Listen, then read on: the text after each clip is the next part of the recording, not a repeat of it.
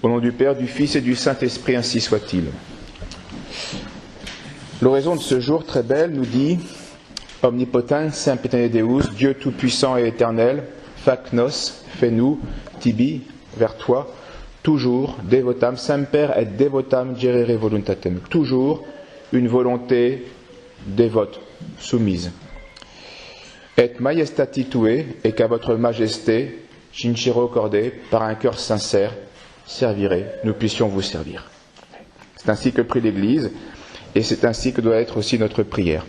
Faites que toujours notre volonté vous soit soumise. Et ce n'est pas toujours facile, on le sait. Tant nous sommes blessés et parfois pire. Nous avons donc du mal à nous renoncer pour faire le bien que l'on connaît. Et même pour parfois rester unis au bien suprême. C'est le bien suprême et pourtant on a du mal à s'y soumettre. Dieu. C'est pourtant là une nécessité à plus d'un titre, évidemment. L'homme, qui est une créature, est totalement dépendante de Dieu, son Créateur. Créé, qui le conserve dans l'existence et qui en plus le comble à divers degrés de biens temporels et spirituels. Et ma volonté, c'est-à-dire mon activité, tout mon être, eh bien, doivent lui être dévouées, soumises. J'ai l'obligation de vouloir tout ce que Dieu veut et rien que ce qu'il veut. Donc il faut que mon âme puisse dire, comme Jésus le disait dans les évangiles, « Je fais toujours les choses qui plaisent à mon Père qui est aux cieux. Ma nourriture est de faire la volonté de mon Père. » Ce que dit le Christ, chaque chrétien doit le répéter. Et c'est ainsi qu'il faut comprendre l'adage connu qui dit que l'homme n'est grand qu'à genoux.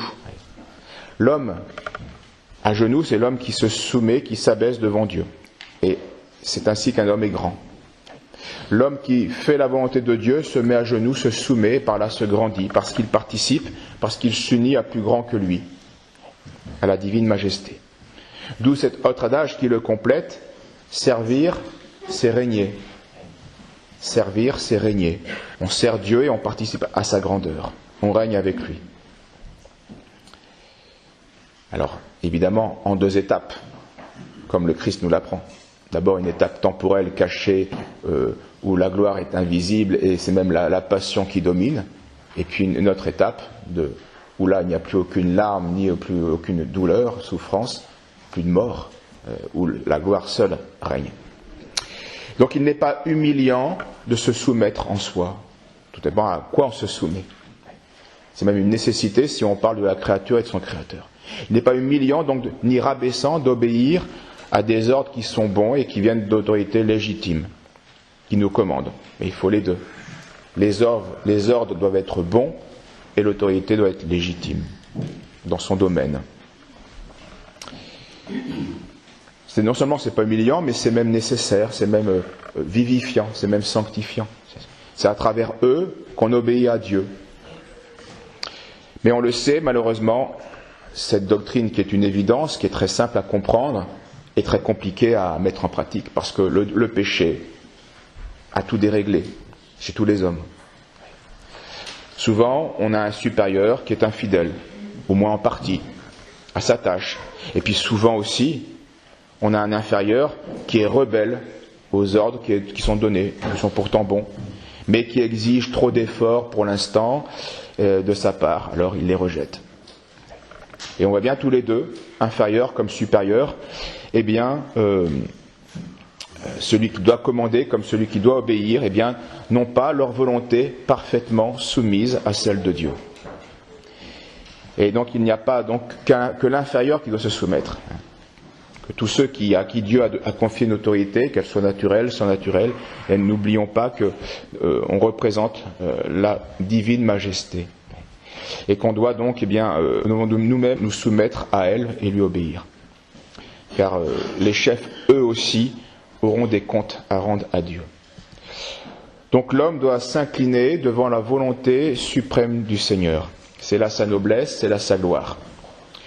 Et l'absolue dépendance de l'homme vis-à-vis de Dieu est constante. L'être que nous avons reçu, nous le recevons à chaque instant. Par la suite, notre soumission à la volonté de Dieu doit être elle aussi continuelle. Tous les jours, tous les instants, ici-bas, comme elle est au ciel pour les élus, d'une manière parfaite et pleine. Alors dans l'épreuve, il faut encore se soumettre à cette volonté. Et non seulement se soumettre, mais avec amour. Et le Christ nous a montré cet exemple, là encore, non seulement par la prière qu'il avait faite avant sa passion, mais il a montré ensuite que dans sa passion, il continuait à vouloir uniquement à faire le bon plaisir de son Père qui est dans les cieux. C'était sa nourriture. Et donc il nous rappelle cette obligation.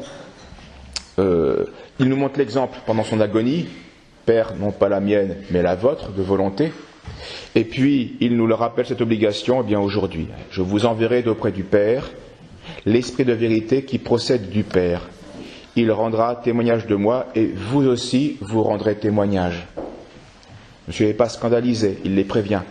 Ils vous chasseront des synagogues. Et même l'heure vient où quiconque vous fera mourir croira rendre hommage à Dieu.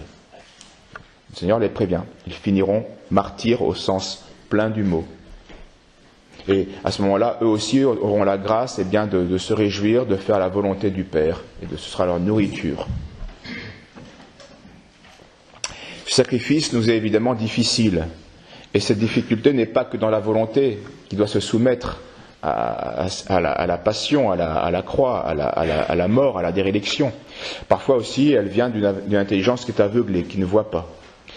Mais il est évident que la principale difficulté reste celle de la volonté. Et donc d'un manque d'amour. Un manque d'amour.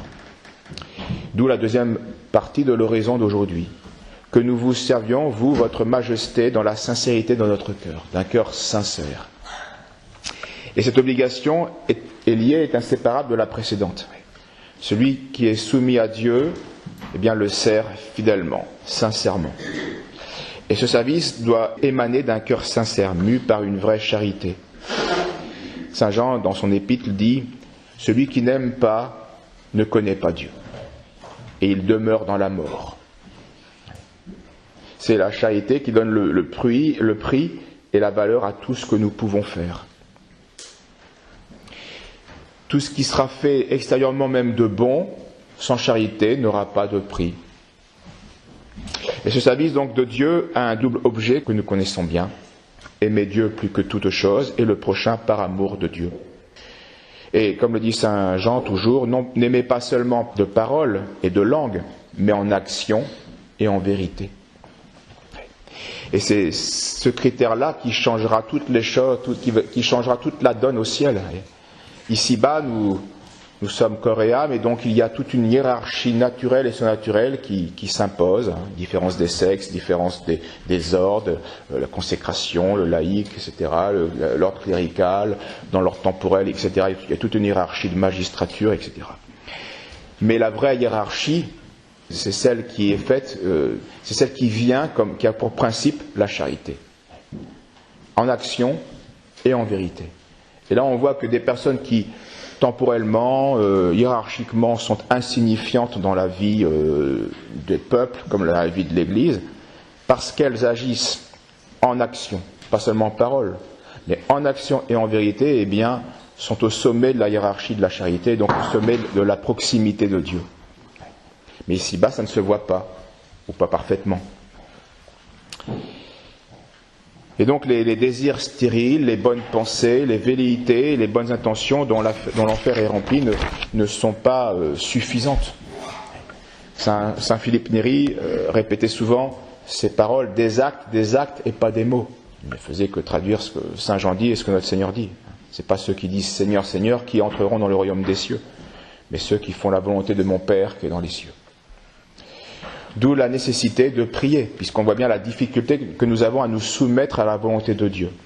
Eh bien, cette difficulté ne doit pas nous décourager, elle doit nous motiver à prier explicitement pour ce en quoi nous avons du mal, ce pourquoi nous avons du mal à faire. Il faut demander l'aide de Dieu, humblement, réellement. D'où la collecte de ce jour, d'où l'exhortation de Saint Pierre.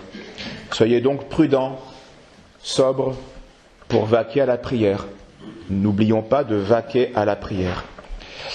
Mais surtout, ayez un ardent amour les uns pour les autres, et pas de paroles, mais des actions. Car l'amour couvre une multitude de péchés. Que chacun mette au service des autres le don qu'il a reçu, comme de bons dispensateurs de la grâce de Dieu, laquelle est variée, afin qu'en toutes choses, Dieu soit glorifié par Jésus-Christ, à qui appartient la gloire et la puissance pour les siècles des siècles. Amen. Au nom du Père, du Fils et du Saint-Esprit, ainsi soit-il.